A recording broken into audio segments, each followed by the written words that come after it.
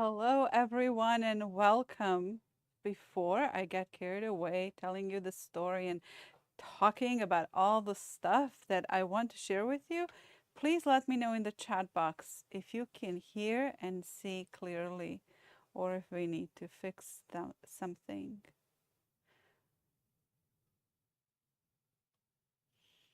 I hope everyone is able to see and hear.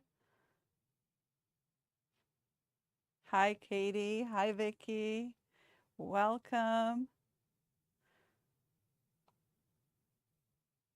All right. I'm trusting you can hear me and see me. Yes, excellent. Thank you. Well, welcome, dear friends, dear magic makers and creators. I greet you at the edge of an enchanted forest, and we stand at the threshold with yarn in hand and a whispering intention in our hearts. So, this week, as we begin, we cast on both stitch and a string of stories. We'll start with a little story mood. For long ago, there was a barefoot traveler who entered a forest that shimmered at the edges. No map, no plan, only a longing to find something true. The moss beneath their feet felt like threads of silk, and every step told them where to go. So our steps begin with the first stitches. In your email for day 0 and day 1, you received a link to a casting on skill practice. I hope that you had time to take a look and cast on. For now, it is time to use those first stitches to cast the magical circle of the round that's going to symbolize a commitment to the path of this 5-day journey and imbue the beginning of your project with a safe circle within which to imbue magic into the rest of it as we go through the week. Hello, Karen. Welcome. As I pull out my first stitches to share with you and to cast the circle with you, I want to remind you that also you're going to be collecting copies of the pages from my magical knitting journal. And tomorrow morning, you're going to get the 3rd page. So I hope you're going to be able to save it by the end of the week. Do not lose the emails so that you can have it. All right. It's time. It's time to cast that magical circle.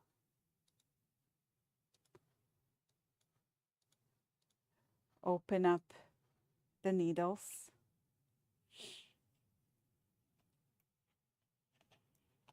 And make sure that you pay attention. Things shall not be twisted. And if you would rather watch today and do this alone, that might be good. If you are eager and ready to do this, let's do it together. The 4 needles for the 4 directions, and the 5th needle for the spirit that flows through them all, enlivening them. We're going to take the knitting thread and pull the 4th needle. I cast this circle creating the round upon which the magical socks will be knitted stitch by stitch. I made sure that the bottom of that foundation row where you set up your 2 knit 2 purl is really on the bottom at the table. Then I want to put the 4th needle below the 1st needle. I pick it up. I cast this circle, closing the round, keeping my work safe and sound. 1 knit, 2 knit. Make sure your tension pulls these together. At the very end, we're going to weave in this tail, so don't worry about it. It will be like a stitch marker telling you every time when you finish the round. Purl, purl, knit, knit. I cast this circle, I close the round within which the whispers of my magic will dance in the round, keeping me always safe and sound.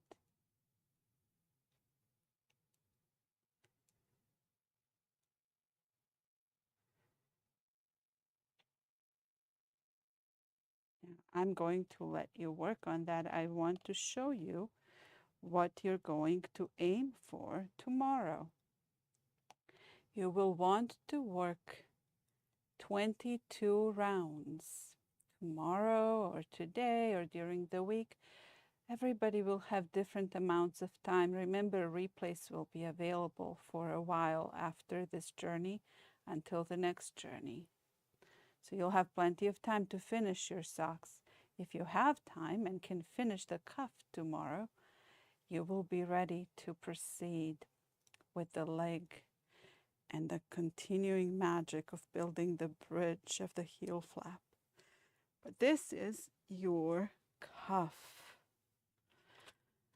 22 rounds. We started with 44 stitches. 4 and 4 for 8. Visionary numbers, organizing, potential for success, achievement, abundance, and manifestation. What a beautiful thing to have at the foundation of our project. 22 rounds. A master number, turning dreams into reality, expansive, confident, disciplined, responsible. 11 stitches on each needle for illumination, to be inspired for our continual spiritual awakening, creativity, insight, and growth. Tomorrow I will tell you more about number 12.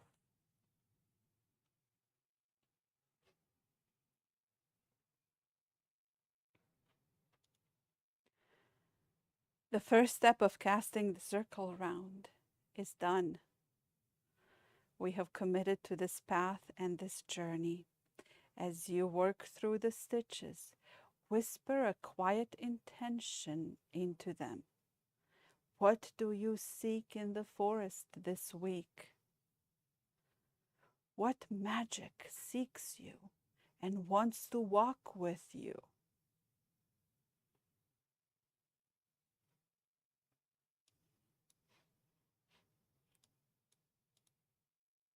If your hands are not busy with the needles and you'd like to share some of your magical thoughts, please put them in the chat box.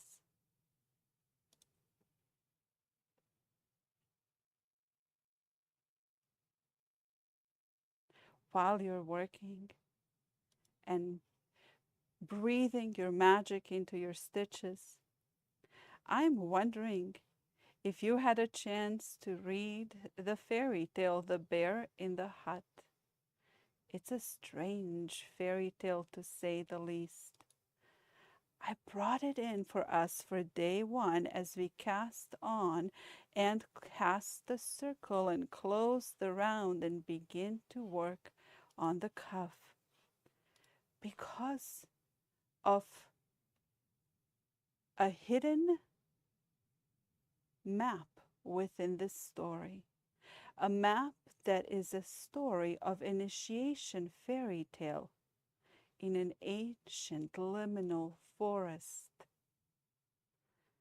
where the seeker is tested in ability to master skills, work with patience and dedication, stay humble and vigilant, and not forget to learn and to listen and to watch. The story has some terrifying turns, for failure in the realm of magic leads to consequences. So when you step on this path, in order for these socks to be good magical tools for you, be patient with yourself. Follow the steps, follow the rules. Do not give up. And success then manifests and brings not only personal elevation, but also restoration of something that's seeking to find you on this journey. Katie says, I'm seeking peace this week in the forest. I feel that, Katie, for you and for me. These past few weeks of Mercury retrograde have been quiet, tumultuous for many. So what is this map within the story? If you haven't read the fairy tale, you're now going to get some clues and mile markers. There is a wind and the threshold and the hunger. There is eating cakes while gazing out the window. There is song of the wind. These are the gifts of the unseen realm. The invitation and the acceptance of that invitation on the threshold symbolized by the window. For on magical paths in the fairy tale realm, entry can be easy as long as it's entered with a pure heart. Then comes the bear, the task giver, the one who gives commands, the one who is the keeper in an enchanted form, struggling to transform his own path and return to his true self. There is a moment where the girl looks into the bear's ears.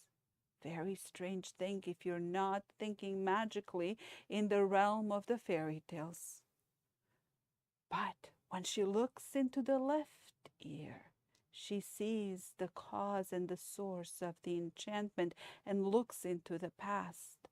When she looks into the right ear of the bear, she looks what it is that lies ahead after transformation, after the enchantment was broken.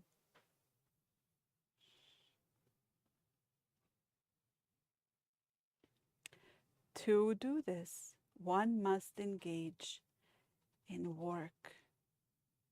I also want to bring up for you the mouse and the bell. The mouse, a little helper from the realm of familiars,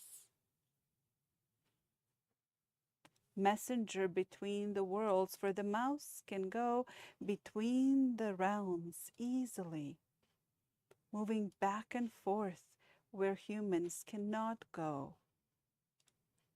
And the bell, the warding sound, continuous protective vibration, maintaining the thread of vigilance. Once broken, protection collapses. It reminds us that when we walk through the realms of the fairy tale magical forests, we must keep ourselves protected, and we must stay vigilant, and we must work with others from other realms. There's another interesting thing I want to bring up to you, because when you read the story, everything's going to unlock itself when you know these few keys. There is a place in the story where the bear brings stones and wood for a bed. Stones of endurance, the bones of the earth, that which is in folk magic heavy with permanence, with endurance, the life force, the fire of the life force, hardness that needs to be survived with strength. Then the bear puts wood on top of the stones, now connecting those bones of the earth to the etheric life force of the life fire and to the branches of the world tree, symbolizing the world universal axis, the roots and the trunk. The bed, made of these materials, means that the girl is placed onto the elements with no barrier, raw elemental forces, the discomfort of a new initiation, and the night of stripping away illusions. Now, what about those keys? The keys unlock enchantments, but can also bind. The keys are related to thresholds, to doors, to authority, to the rite of passage. To jingle the keys all night is an act of vigilance, maintaining a sound that wards off the forces that could harm the girl while the master, the bear, is absent or sleeping. In many traditions of old ways, ringing of the metal bell drives away malicious spirits. The bear's order is protective, but it's also a test. Is the girl able to maintain focus, attention, and to stay vigilant and dedicated through the entire night? I hope that these little keys, the glimpses that are going to unlock the fairy tale when you read it, are starting to give you some inspiration for what it is that the fairy tale forest is looking to meet you with. Are there crossroads?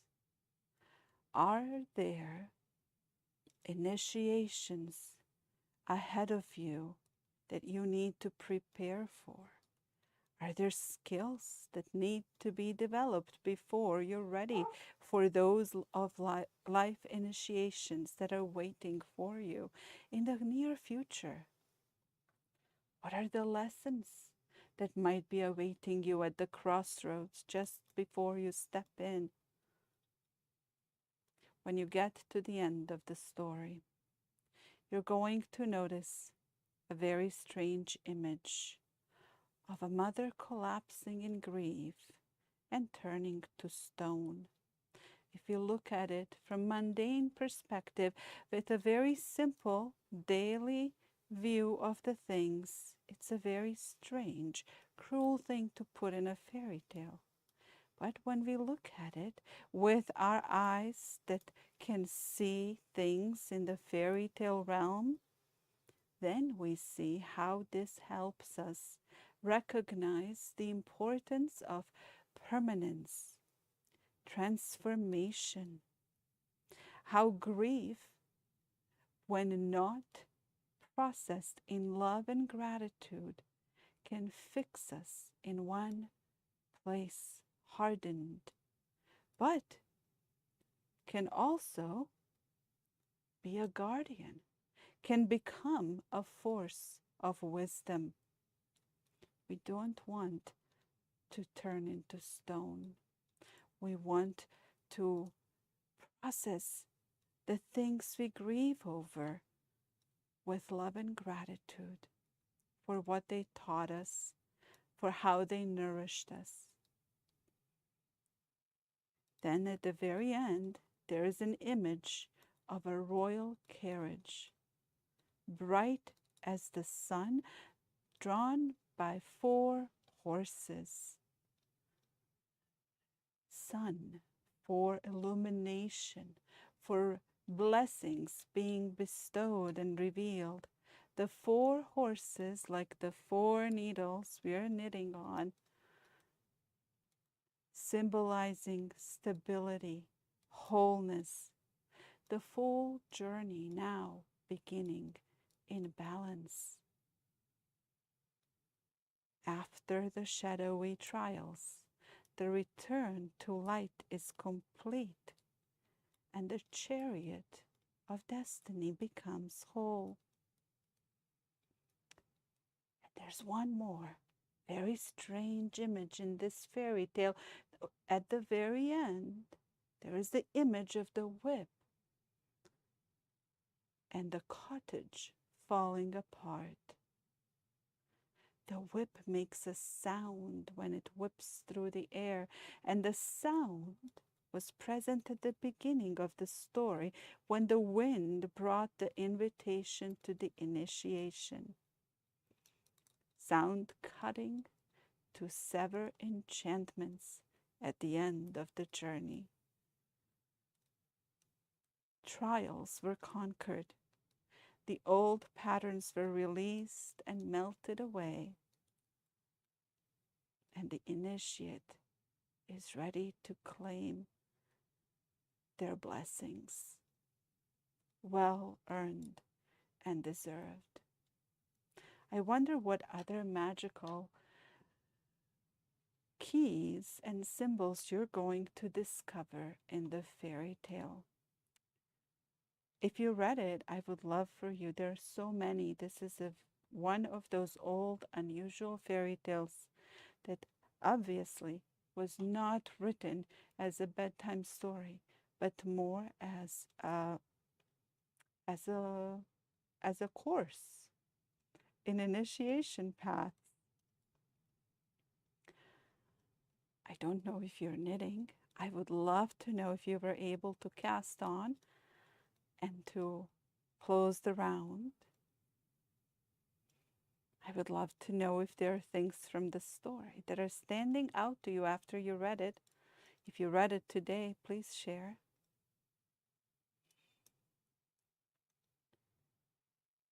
I'm going to switch the view to my knitting space here so we can knit together and take a few moments to share and connect in the chat. tomorrow, your email will have a link to a different story, the story which will connect us to the next part of the project. Replay link for tonight will be in tomorrow's email so that you can revisit these keys to the fairy tale if you haven't read it yet. Vicky, you're still casting on?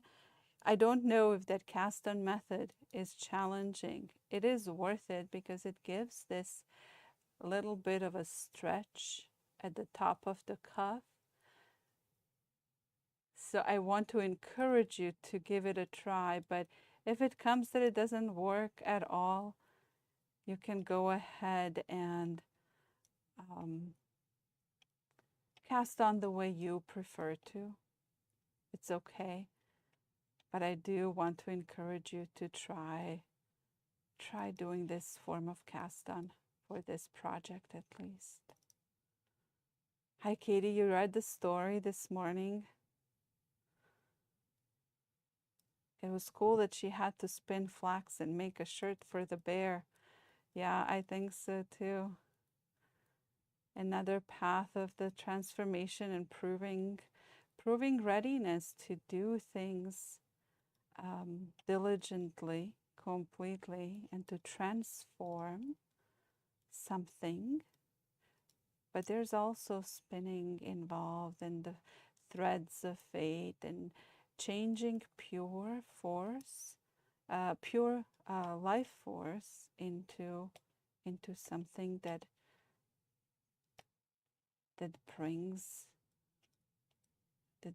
change to one's path of life. Oh, Katie, you're fast. You're working on the cuff ribbing already. Awesome. If you guys have 2 sets of knitting needles, you can, and you're fast, you can work on 2 socks at a time.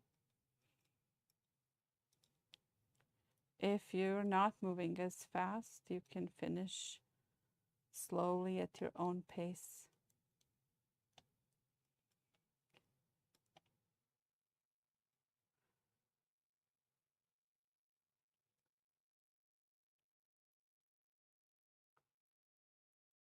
All right. The first color that I used to prepare for our journey was forest green. And these are dark blue, the ones that I'm going to be knitting alongside you. What are the colors everybody has for their socks?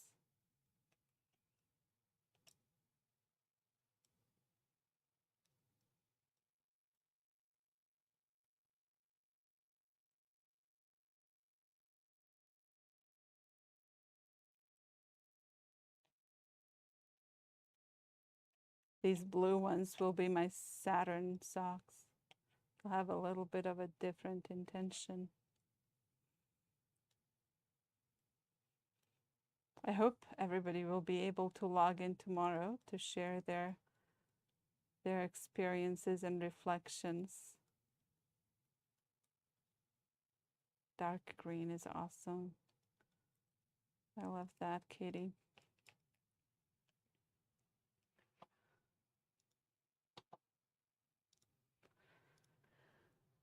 Well, let's close with a blessing. With every stitch, a spell. With every row, a footstep. Let this journey take you where fairy tales meet fiber threads.